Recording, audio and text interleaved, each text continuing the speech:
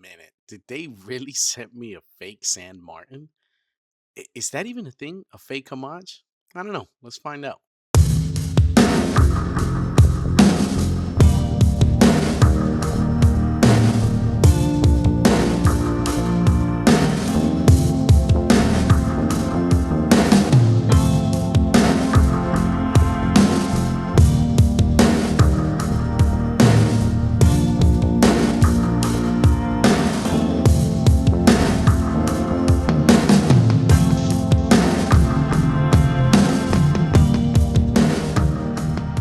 Bit of a twist in today's video, but we'll talk about that later on. Here in front of us, we have the San Martin SN017B. As for the movement housed in this watch, you have the NH35 caliber. You have a case thickness of 40.5 millimeters with a case thickness of 14 millimeters. 48 millimeters lug to lug with a 20 millimeter lug width. As for the crystal, it is a sapphire crystal with AR coating. The bezel is 120 clicks, unidirectional with a ceramic bezel insert. For the crown, it is a screw down crown. You also have that screw down case back, contributing to that 200 meters of water resistant with the Lume being BGW9 Blue Lume. All right, so I know I mentioned something early on in the video that could be a little bit controversial, right? It's not a common thing to see, right? And I don't even think I've ever seen anything like that out there, but I don't doubt that it exists.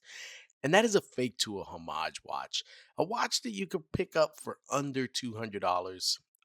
You wouldn't think that people are out there faking it, but yes, I do believe that there are some fakes out there. Now, the question still lies: is this a fake San Martin? Now, it's kind of hard to really tell because I didn't buy this from San Martin directly. I bought this from a third party vendor on Amazon. And Amazon has been on a little bit of a roll with their counterfeit. They just don't check that. I'm going to be honest with you, man. But anyways, back to the watch. Here, I can tell you that unwinding this crown, it just feels extremely gritty, unlike San Martin. Also, setting the date on this is one of the other red flags that I noticed where the hands, you can't replicate it all the time, but the hands jump. And right there, you seen it as I pushed the crown in, the hands jumped out of alignment. So could be a user error or it could just be a, I don't know.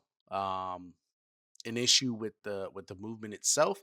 I'm gonna go with the user error because I couldn't replicate this again. It was a very weird thing to see. I've never had that happen with a NH35 movement. So, but yeah, now screwing the crown back in is a different story. That's very smooth. It feels just like San Martin. Well, like the previous San Martin I reviewed, it's very smooth. The AR coating on this watch is excellent. Taking a look at the case finish, I think it's certainly on par with what San Martin tends to offer across the board.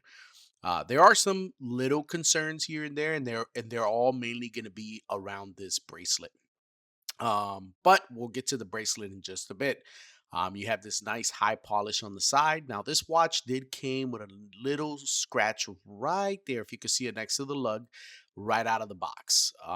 Now, this is where my concern lies with the bracelet. So I compared this to the bracelet that came with the 62 Mas homage from San Martin, one that I did a review on the previous video, and it is night and day. The clasp feels a little tinny, which is unlike the previous version that I reviewed. Also, another thing, this bracelet came broken out of the box. Again, I just want to say that this is not a San Martin thing. This could have also been just the vendor that it came from. This could have been a used watch that they resold as new. Also didn't have stickers on it. So there's a lot about this watch that raised some red flags. Now, the clasp with the San Martin logo on it, it's precisely how it is on the 62 Moss that I reviewed. Now, funny enough, the only part that actually had stickers still was the clasp, that deployment clasp there. If you see, it still had the stickers on it. Now, this is another part too. When you push that clasp down on the 62 Moss, it was a lot smoother, nice tactile click. This doesn't have that. It's a little bit of a struggle to click it back in. Um, so yeah, with that said, I think that this bracelet in comparison to the previous San Martin that I reviewed on the channel, I don't know, it just doesn't meet that same quality control. You look at the way The solid end links marry the case. It's just not perfect. There's some subtle gaps. There's some height differences on each end where it just doesn't meet flush with the case. Kind of hard to explain. You have to see it in person really to understand what I'm saying here. No, it's not all bad here. I mean, the bezel, take that as an example. It started off extremely gritty, which is very common with these watches. And then over time, it got, I mean, super satisfying. I find myself clicking away with that bezel. This is another space where this watch really shines at, and it's how it wears on the wrist. I mean, I I can't tell you how many compliments I've gotten on this watch over the past week and a half that I've been wearing it at work. Many people did think it was a Rolex, and look, I'll be honest with you. Yes, it's great for conversation starting, but I don't like that feeling. You know, someone asking me, "Is it a Rolex?" And in my and then now subconsciously, I'm like, damn it. I don't want them to think that I'm wearing a fake to a Rolex. And so now I got to explain to them what this watch represents. All right. So this is an area that I definitely wanted to talk about. You take a look at that lume, you can see the uneven application of that lume. If you take a look at the 9 o'clock, that particular marker is just off. I mean, it barely has any lume on it. All gripes aside, there's certainly going to be more of San Martin on the channel. I'm very intrigued on what they have to offer. And I've said it once before in a previous video that I think San Martin has what it takes to become the next micro brand in that space of horology. They just need to shift a little bit of their focus to design and their own DNA, something that identifies San Martin and sets them apart from their competitors. All right, I want to backtrack here because I want to talk a little bit about this bezel insert, the crystal, and the AR coating. This bezel is actually really, really good. Whatever factory San Martin is using, you can tell they have some level of quality control. The clicks on this bezel are very tactile and audible. The knurling on the bezel is executed flawlessly, allowing for easy grip of the bezel and setting your times accordingly. Another thing I do like about this bezel, unlike the previous San Martin 62 Moss that I reviewed, this bezel locks into place and it's going to prevent those accidental time adjustments, whether it is for diving activities or daily use for like parking meters, so on and so forth. As for the ceramic bezel insert, it's kind of expected at this price range with these Chinese brands, and so is that sapphire crystal. Now, that AR coating is moderately applied on the crystal and also on the Cyclop.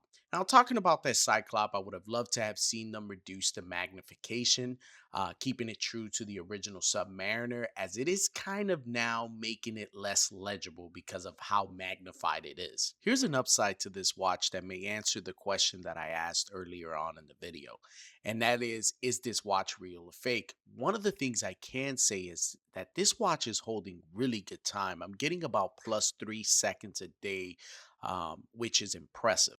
I guess the only way we can truly answer that question is if we can get our hands on one directly from the San Martin store so we can do an apples to apples comparison and see if there's any deviations in quality or construction, and really compare the two, right? Because if you go to AliExpress, you'll actually find that you can buy San Martin parts, which I don't think is a good thing for the brand. I think San Martin should stay away from doing that and just honor your warranty, right? If someone needs to send a watch in for warranty, just honor that, right? It's gonna maintain the value of your brand and prevent these knockoffs from hitting the market. All right, ladies and gentlemen, there you have it. That is my review of the San Martin SN017GB Submariner Homage from San Martin. If you haven't already subscribed to the channel, go ahead and do so. We're about 48 subscribers away as of the filming of this video to hit 1,000. Drop a comment below if you've ever experienced this with a San Martin where you were unsure if it's real or fake. If you've ever experienced the purchase of a fake San Martin and didn't know until after the fact, drop it in the comments below. We'd love to hear from you guys as well. And if you haven't given us a follow over on Instagram, it is watchlife_reviews. I post high resolutions of all the watches that we review on the channel on there. But yeah, once again, thank you guys for watching. Till the next one.